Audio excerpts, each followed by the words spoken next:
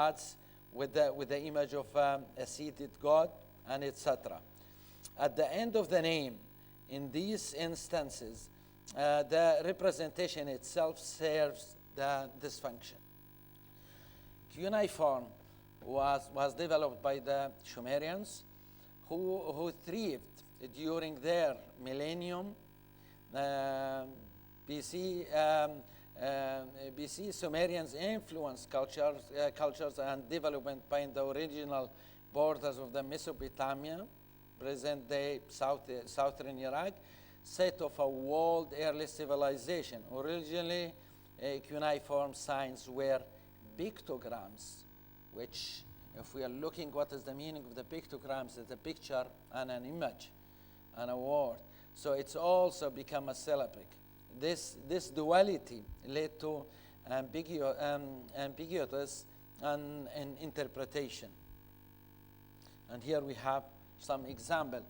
If we carefully look at this thing, we see that there are some cuneiform signs, and we see some lines and drawing. And looking at this thing, we can see really see that there is a combination of image and text in this piece of history. So the material used in the cuneiform, clay and reed, were both readily available. Reeds were used as writing implements. The tip of a reed stylus was impressed into the wet clay surface to draw the stroke of the sign, thus acquiring a wedge-shaped appearance. The clay or brick was then either baked in a kiln or dried by the sun. The word cuneiform is derived from Latin cuneus for wedge and forma meaning shape. So as we mentioned that even these things has been transformed later to the 20th century. If we go to the Cubism at the beginning of the 20th century and let's say the contribution of Pablo Picasso and George Braque and their incorporation of a text or let's say clips from newspapers in their artworks, and considered also as a combination of text and image in a work. Also, the futurist artists and designers, Boccioni, Marinetti, violently altered the size of the typography within the same word and aesthetic similar to the Russian constructivism, with the which marked the path for graphic design.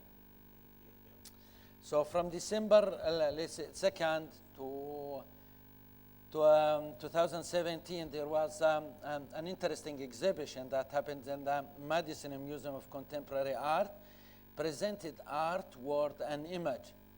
And in this exhibition, there only 19 works has been exhibited, pulled from the museum collection, which presented the use of text and visual arts of the 20th century. And in main regard, there are other exhibition and other works of art that combined image and text. And then here I can recall an exhibition that has been curated by Professor Agnieszka Zimziewicz, and I think the first edition was between Poland and China.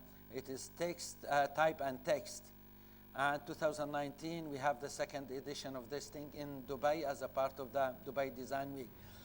This very powerful and a very strong exhibition with an amazing examples of combination of text and image. The relation between text and image is really expressed in each art, in each of these works that incorporated in these exhibitions. So it's not necessary that we have a picture of a human being in a poster to say that there is an image. Sometimes we have a mental image perceived by our brains due to the arrangement of the typography and the other visual elements on the poster or in the graphic work itself. So a radical shift in art making occurred in the 20th century. The concept of depicting the physical world in art through a landscape, a portrait, still life. This is what we have used to see till the beginning of the 20th century. All this was altered once a newspaper's clipping was introduced by the copyist. Because they started using these materials as a part of the daily life. Their life. So they used collages of, thank you. They used collages of Pablo Picasso and George Braque. They used collage technique of interjecting words, liberated painting from its formal properties. An artist's subject could be an idea, or it could be an extract of the printed page. So from the fragmented word salads or of the Dadaist to the speech balloons of the mid-century pop art, artists have frequently used language, often ironic or enigmatic, to enhance the resonance of their work, as noticed by the museum.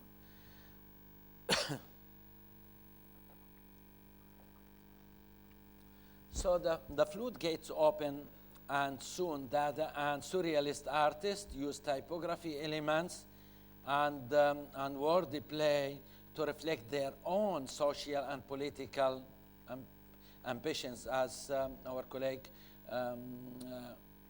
Dugan has mentioned in his presentation, as a kind of protest against the First World War. So, So in 1912, when Picasso and Braque glued the newspaper clippings onto their copyist still life, they unwittingly ushered in a new era of wordplay into the history of modern art. The written word was abstracted from the structure and the language and introduced as a graphic artistic element. Here we have a work of Pablo Picasso in which the whole work is created based on what?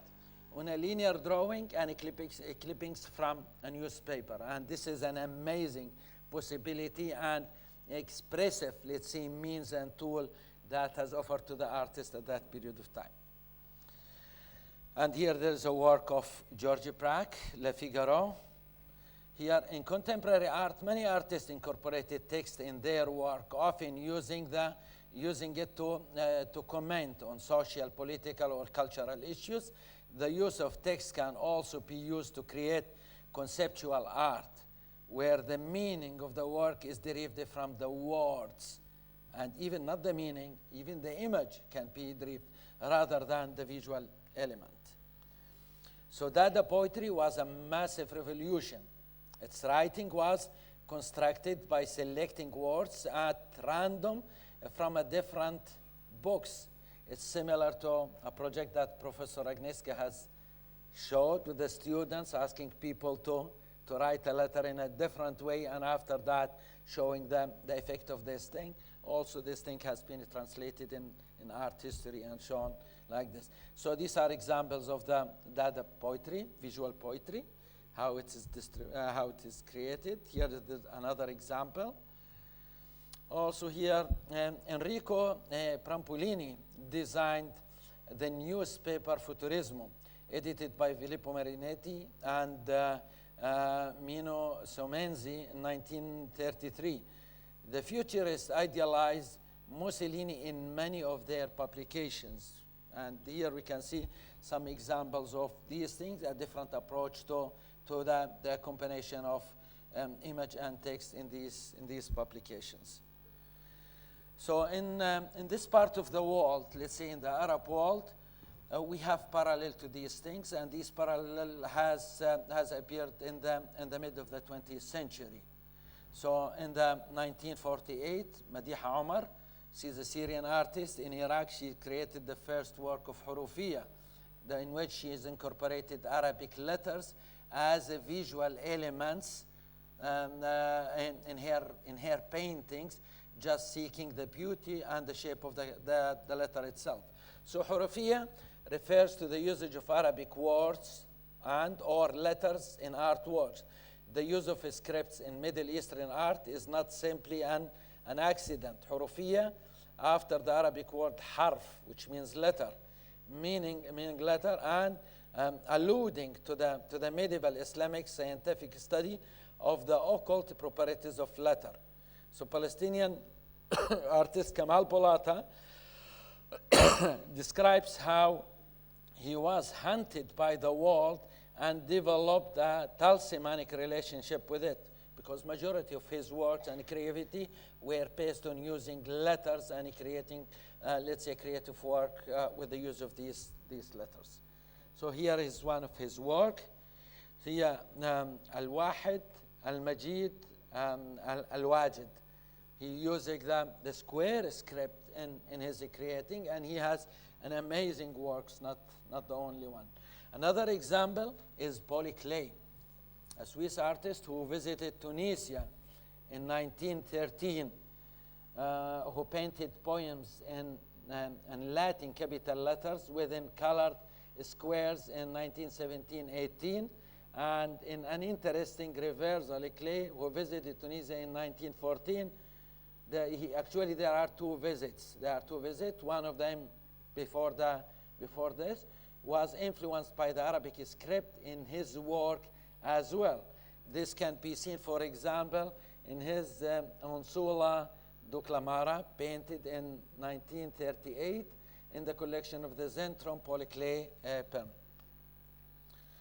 Hurufiyya is a term that donates works of art which deal with the Arabic language, letter or text, as a visual element of composing. This is by a Lebanese poet, Sherb el-Dagher. Some of the earliest uses of Arabic letters, letter forms in Middle East abstract art, arguably the true beginning of Hurufiyya, were deployed by Iraqi artists such as Madiha Omar, that we mentioned, who was perhaps the first artist fully to incorporate Arabic letters in her abstract work. Another one is Shakir Hassan al-Said, one of the pioneering Iraqi artists, and he is the founder of the one-dimension art school. He did the same. In his case, this was his practical articulation of a specific philosophy. A brilliant artist and art theorist, and profoundly influenced by the Sufism of Hussein ibn Mansur al-Hallaj. He was one of the towering figures of the modern Iraqi scene. Drawing on synthesis of Sufism and Western existentialist philosophy, his increasingly abstract work focused on the inclusion of letters and reflected his view that artistic expression is achieved by stages, similar to the stages that bring you closer to God, as articulated in the Sufi mystics. We're talking about the philosophy of Shakir Hassan al-Said. He believed that the Arabic script, in its different forms and schools, reflects and is a reflection of the history of the Arab individual and social reality, which remained stored in the intellectual unconsciousness of culture and society. This is one of his works. This is a wall. This is 1978, oil in canvas. This is another work of Hurufiyya by Iraqi artist Diya al-Azzawi. He is one of the most influential Arab pioneer artists. He's based in London, but he has made a great contribution to contemporary Arab art with his works and support for artists and designers. Here we can recognize that he's interested mainly in creating compositions from these letters and creating nice objects. Today, the boundaries between arts, advertising, design, or communication are becoming increasingly blurred. From the ashes of the avant-garde come many artists who use words and as their great tool to convey messages in some cases, and interesting ones, which expose the undoubted power of words. Looking across a range of domains and disciplines, we find the image is never a single static thing. Rather, the image can be a concept, an object, a picture, a medium, and all of these things combined together. What is the relation of image and text in art and design? This is the major question that we're asking. How do image and text co-occur? The way the images and text interact, how they interact between themselves. Here we can identify two kinds of relations based on the works and the analysis that we have done. So there is a relative status of image and text. How they relate to one another in terms of logical semantics. So every instance of an image-text combination in the data sample is described by a selection of features from the system. The units of images and text between which the relation obtained are identified, and the realization of the logical semantic and the status relations are specified, both for the human analyst and the machine. Two application scenarios are discussed. The system should be useful for distinguishing between image and text relation for a new and old media. There have been many studies and analysis on the use of image and text in design. Some notable examples, just to mention them quickly: the visual verbal rhetoric in advertising images by S. Elizabeth, and we have typography and image in magazine advertising by Susan Domise, and image and text, a complex relationship by Jason Tesselentis, and the power of text and image by David Sless. So these studies demonstrate that the relation between image and text in design and in art is complex and multifaceted, and that the way they are used can be significant impact on how message is perceived and understood. So understanding and being able to manipulate the relation between image and text can be crucial for effective communication in design. Text is an important element of a poster design when it comes to a poster, and we're having here a lot of exhibitions of posters, as it is often used to convey the main message. It's used as a slogan or theme of the poster. The use of the text in poster can include headlines, body copies, captions, and labels. The placement of text in poster design is also important. Text should be placed in a way that it's easy to read and understand while also being visually interesting. This can include using contrasting colors, bold typography, and creating visual hierarchy. In summary, text is an essential element in poster design and is used to convey the main message, provide additional information, and create visual interest.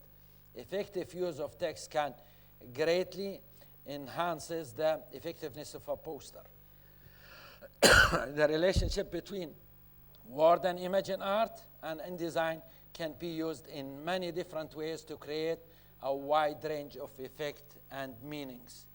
Text and image are both powerful tools for conveying meaning and can be used in different ways. Text can be used to provide additional information, context, and guide the viewer's attention. Image can be used to grab the viewer attention and convey the overall mood of theme of the design.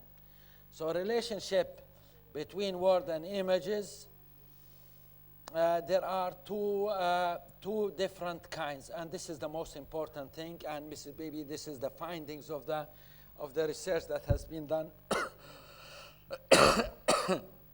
There are two different kinds of interactions between word and image. The first one is symmetrical interaction.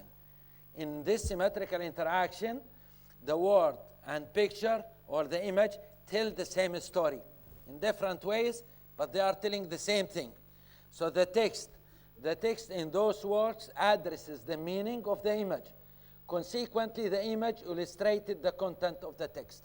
So this is symmetrical interaction between the two elements. And the second thing, which is also is called enhancing interaction, which means that the illustration or the graphic or the visual elements provide more in-depth explanation than the words. So it's complement the words. In other ways, the image and text still work together to create a design work, interact more effectively to present a fuller meaning of a story. And here there are some examples of the Emirates International Poster Festival that participated this year. This is our friend from Brazil, Tiago. And here, the text here reads future now. And the way that he designed it, the text became an image itself. So he transformed the text to be an image, and the message is there. Also here we have the work of another excellent work of a Professor Kaylee from the States. So here, she writes here, a future forward.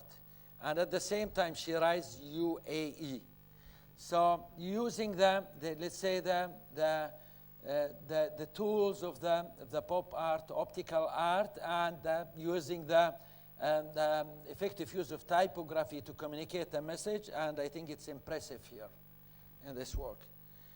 Here the work of Fatma Al-Hammadi, an Emirati artist, designer, and educator. She works on the field of traditional calligraphy and painting, and expanding her experience to other fields, and including poster design and these things. She's with us here today. The work here is a part of the Emirates International Poster Festival. I do find that the combination of the Latin and the Arabic text in this work is a successful and impressive. Here we have the work of our lovely Professor Agnieszka Zemziewicz. Here the main concept, I think, is deconstruction. So we write the message, we write everything, and after that we do reconstruction and reconstruction of the visual element. And I do believe that this is the powerful thing of this image. This makes this image outstanding. And the fact that we have incorporated two images to show the process, the making, because poster is not just the end product. Poster is the idea, the process in which that you are communicating or creating the poster or interacting with the poster itself. And here we have talking about my work, in which this is the latest work that I have produced, in which I'm incorporating a very ancient Arabic script. It is from Yemen. And I'm writing with this script the same message, that everything that you can imagine is real. So this is a quote from Pablo Picasso, and has been put and has been used to convey the message for this.